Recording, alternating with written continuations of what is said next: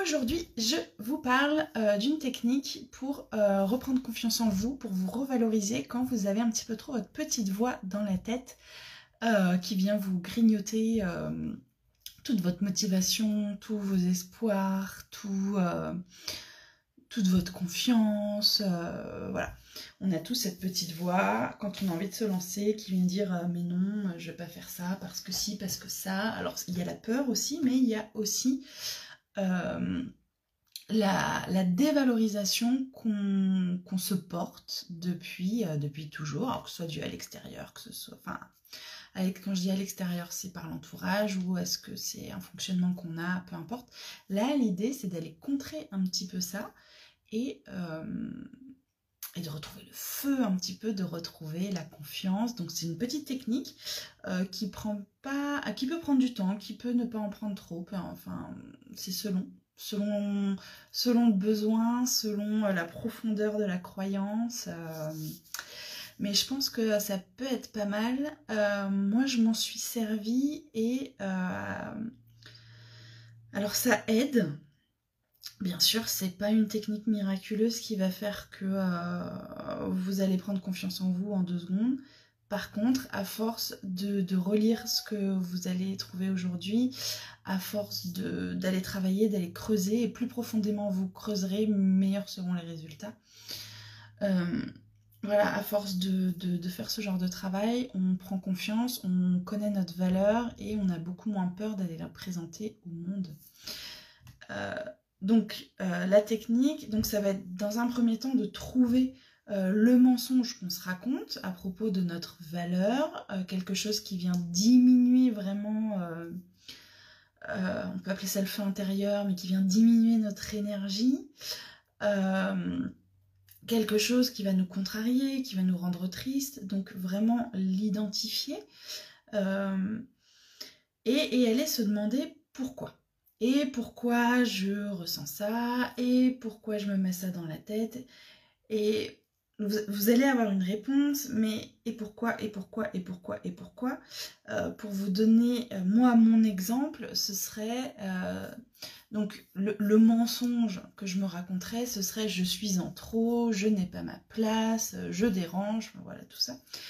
Et pourquoi je pense ça? Et quand on y réfléchit, bon bah voilà, ça revient à l'enfance, à l'entourage qui était toujours t'es trop ci, t'es trop ça, pas assez ci, pas assez ça, et puis de toute façon t'es chiante, et puis t'es trop sensible, et puis tu te poses trop de questions, et puis bon, voilà, je pense que vous connaissez beaucoup ce discours. Et au final, quand on est enfant et quand on entend ça à répétition, ben on finit par se faire tout petit parce qu'en fait on dérange. Et bon, bah voilà, donc du coup, il y a des mécanismes qui vont se mettre en place, et puis bah, on grandit comme ça. Plus ou moins de façon solide, enfin du coup les bases sont pas forcément très solides, mais bon, on grandit là-dessus.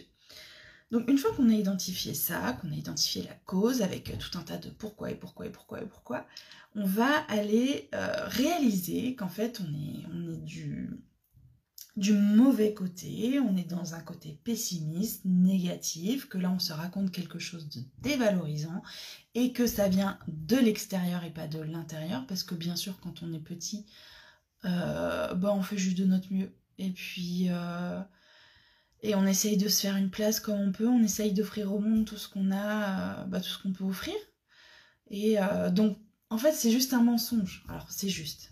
C'est compliqué de se dire ça parce que c'est ancré depuis des années maintenant, mais en vrai, c'est juste un mensonge et ça vient de l'extérieur et c'est les autres que ça a dérangé et tant pis pour eux.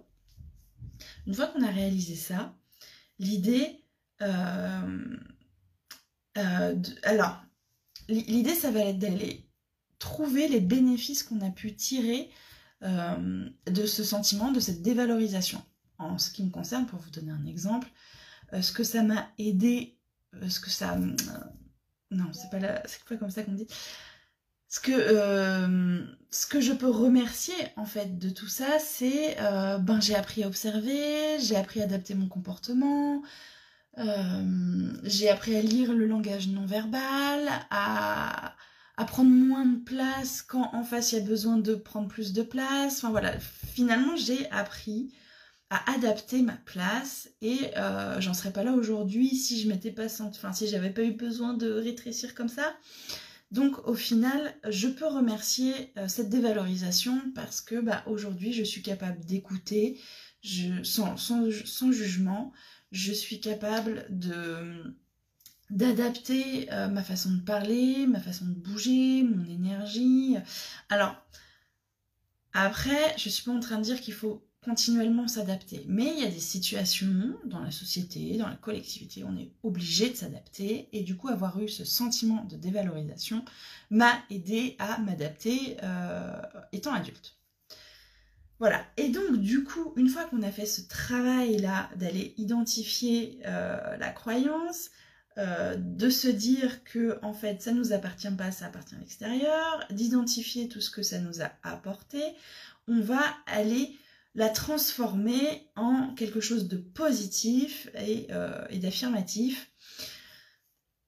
Donc là, par exemple, ce que moi je pourrais transformer, ce serait j'ai des choses à apporter, j'ai ma place, j'ai de la valeur et j'ai tout un tas de choses à apporter à l'extérieur. Il me suffit de trouver les personnes qui en ont besoin. Et donc c'est ça ce travail que je vous invite à faire aujourd'hui, c'est du coup d'aller créer une nouvelle croyance, une nouvelle vérité que vous allez pouvoir lire peut-être tous les matins pour vraiment inverser cette dévalorisation. Rappelez-vous de l'image de la balance où toute notre vie on a eu quelque chose de négatif et du coup ça a pris nettement plus de place. Donc là l'idée ça va être d'ajouter quelque chose de positif un petit peu tous les jours pour en faire quelque chose d'équilibré. Voilà sur quoi je voulais finir, donc sur l'histoire de la balance pour équilibrer la dévalorisation. J'espère que cet exercice va vous aider autant qu'il m'a aidé. Bien sûr, si vous avez besoin d'aide, si vous avez besoin de quelqu'un pour vous accompagner dans cet exercice, je serai ravie de prendre le temps pour vous accompagner. Je vous souhaite de passer une excellente journée et de prendre soin de vous.